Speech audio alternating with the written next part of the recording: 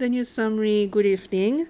Environmental activist and resident of Anse-la-Mouche, Dr. Marie-Thérèse Purvis, have expressed concerns about the environmental impact of the Anse-la-Mouche hotel project.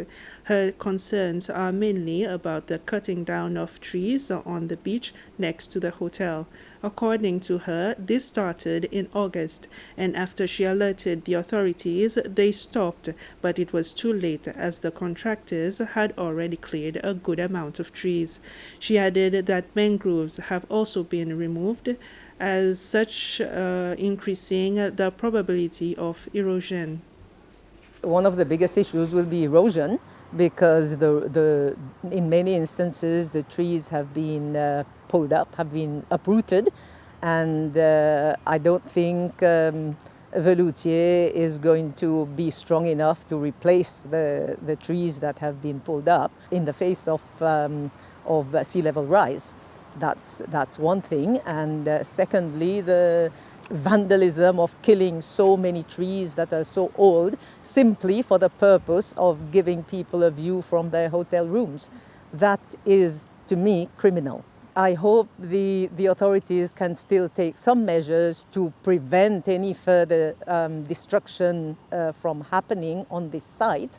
And I also hope that in future hotel developments that are done by the coast, that they take into consideration the problems that have arisen here.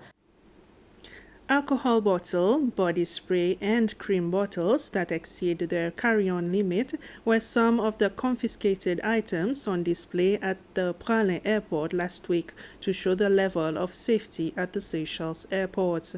The Seychelles Civil Aviation Authority (SCAA) and its partners had an exhibition to celebrate the 2023 African Airport Safety Week. Several other activities were organized on both Maé and Praslin Airport, and SCAA says it is satisfied with the level of security at its airports and that its standards are being met. Similarly to Mahé, we had a 1 week of exhibition together with our stakeholders to showcase to the public as well as the students what are the different aspects that we have in place to ensure that the operation at our airport is done as much as per the safety requirement and to develop the safety culture among our staff and stakeholders.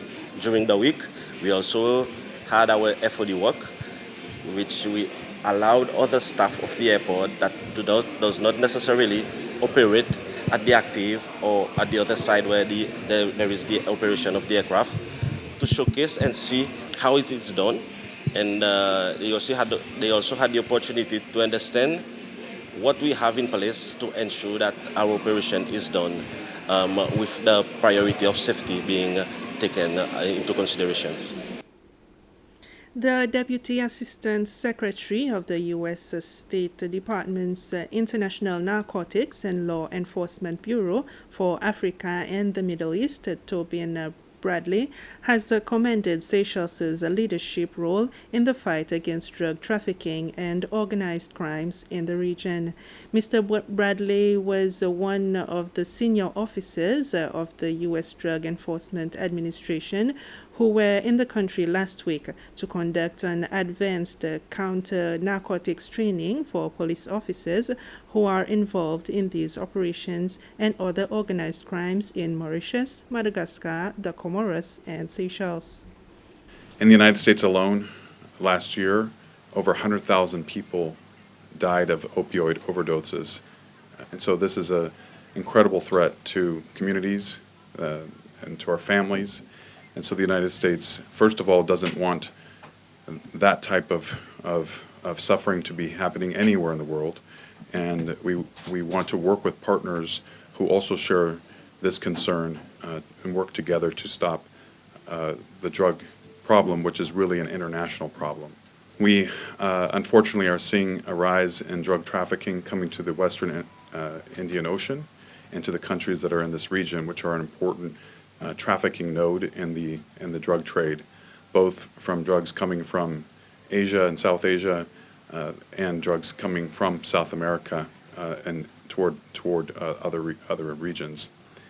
And so we've been looking at ways that we can partner further with the Seychelles, which is it has been a leading partner in this fight, and we have hosted a training led by our Drug Enforcement Agency to bring the countries in the region together to learn techniques that we've learned over the last decades to share with you, whether that is the investigation side, complex investigations, looking at the networks, looking at the way that they use their relationships for bad, and then interdiction, whether it be at sea or on land, and then, of course, following up with judicializing these cases and bringing those that are responsible to justice and ensuring that they serve out their sentences in jail without escape or impunity.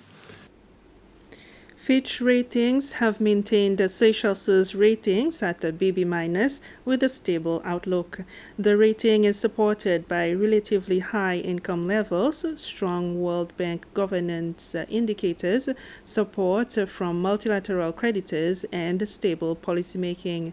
These strengths are balanced by the country's economy's exceptionally high concentration in the tourism sector. Bye for now.